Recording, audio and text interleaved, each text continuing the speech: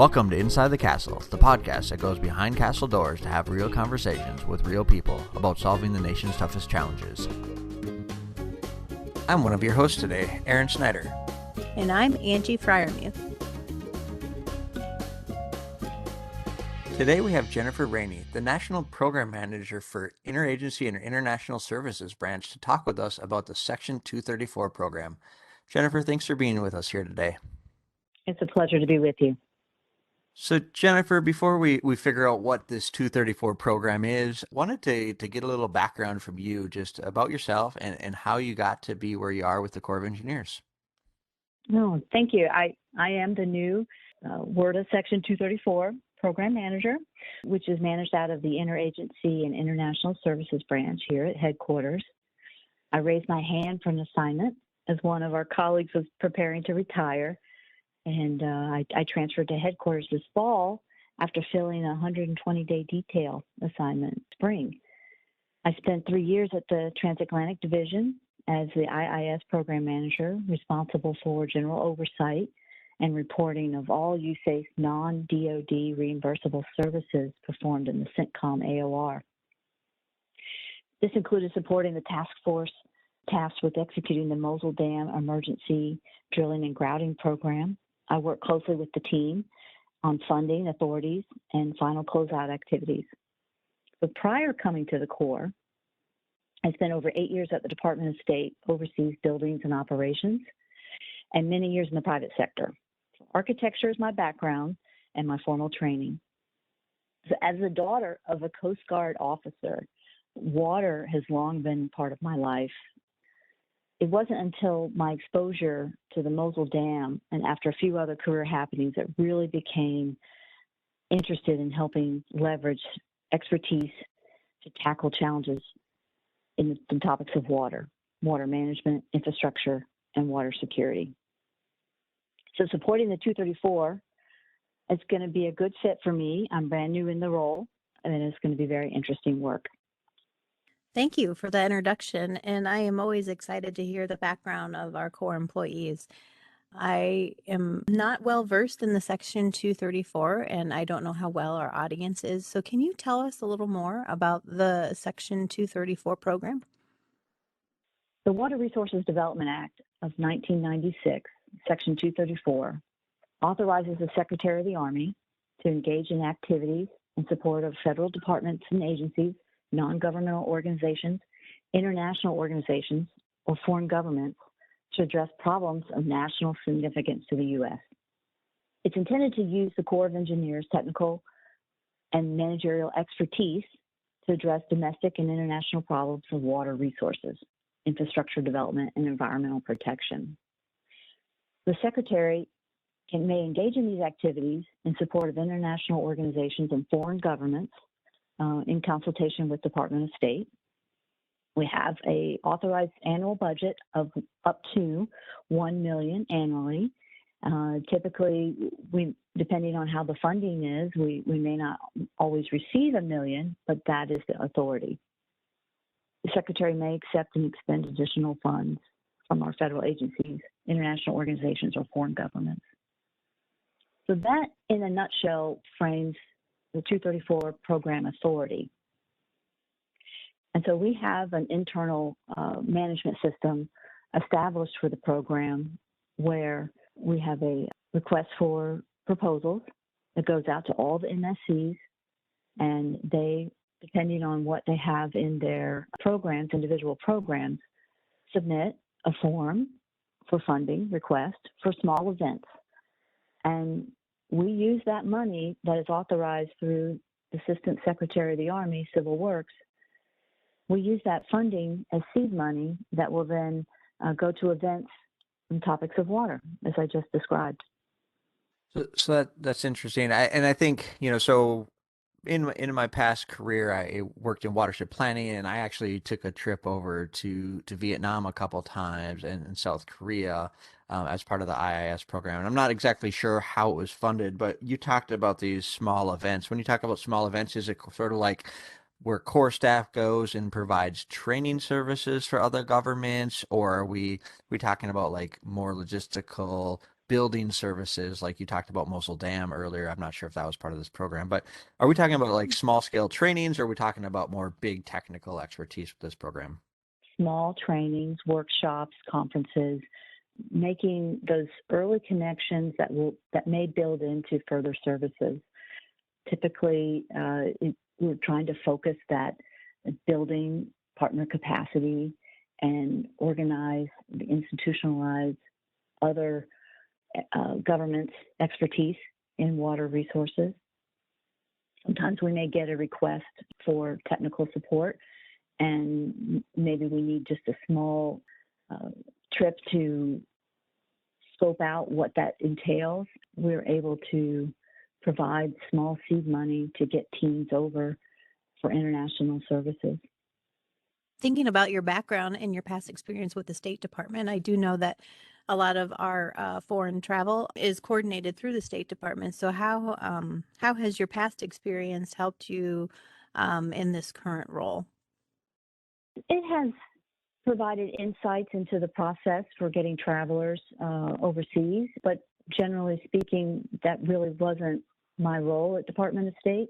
But I do have insights. I'm able to bring those insights and experiences from my own travels and getting contractor teams in country to support U.S. government work.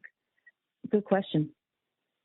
So has there been challenges with executing some of the Section 234 programs? The past year has been challenging, actually the past 2 years, and not just for this program, but for many programs. COVID has impacted travel and the ability for teams to be overseas. And so one major challenge with the 234 particularly is we'll have an event or a conference or a workshop that we've scheduled, and we may have a target date that gets moved. The interest, something changes and we can't execute that. So it's always a moving target, which is a challenge to plan because we're not talking about large amounts of funding.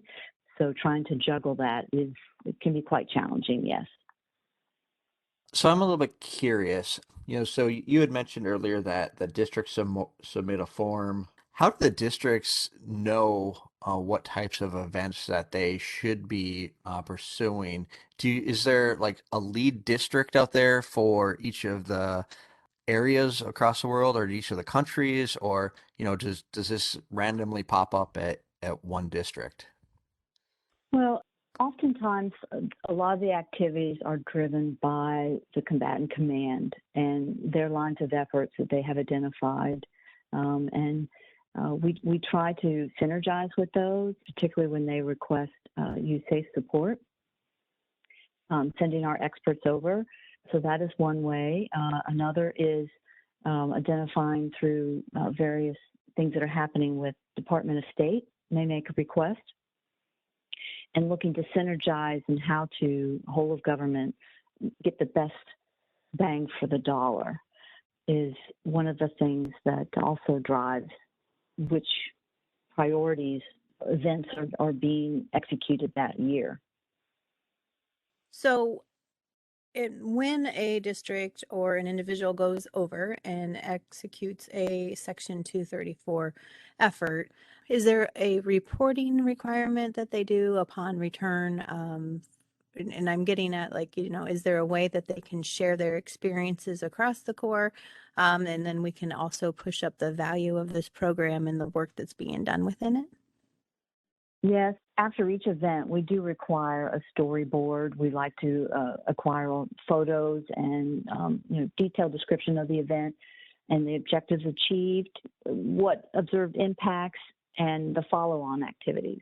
So as I mentioned, really trying to zero in on Section 234 to be seed money for future events and helping make connections for more things that could grow. Some things that you mentioned about Thailand. So the work I did over in Vietnam, and then I had an employee go to Laos through POD, but we've also had employees go down to Brazil, and I believe we've had geotechnical engineers go down there and H&H. So I've seen for myself that there's a need for expertise in planning, in geotech, in H&H. Is that the typical areas of need that we see from countries, or does it go beyond that? Well, I think that those have been historically events that have been focused on in the past, and I do see that continuing. When I look over the history of various events, I do see those as repeat themes. Absolutely. So we're nearing the end of our time together, but I do want to touch on what do you foresee as the future of the program, and can you share any synergies that you're working on? Oh, yes, great question. We do. We have high hopes for Section 234. It's been a wonderful avenue for USACE to provide opportunities internationally for our engineers and scientists, really hoping to synergize with interagency agreements with Department of State. We have been working on several strategies, the Global Water Strategy, which is now in its new revision, and that should be rolling out in October. We're also coordinating with the National Security Council on a global water security plan, which will be an executable plan and coordinated with the strategy that's being put forth with the Department of State. So we're hoping to really use this, another small funding pot, and these other interagency agreements to really look how we can complement one another in our efforts. And I know for our listeners, myself personally, looking back at my experiences going internationally and representing the government, it really was some of the most personally and professionally rewarding opportunities I've had with the Corps. So if you get those opportunities, I would strongly encourage you to seriously consider and take advantage of those if you can.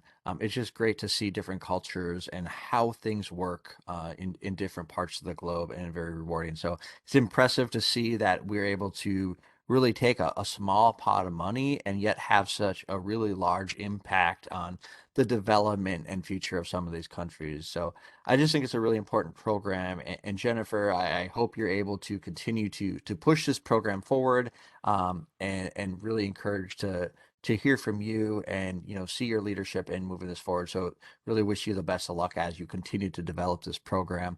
But I do want to thank you for joining us today for this edition of Inside the Castle. We appreciate you and your insights. To our listeners, we want to hear from you. What topics are important to you and people are you interested in hearing from? Until next time, be safe, be innovative, and be revolutionary. Thanks for joining us for this Inside the Castle podcast. To provide your feedback, email us at cw.infrastructure.team@usace.army.mil. Stay tuned for additional Inside the Castle podcasts as we explore life inside the Corps and revolutionize civil works together.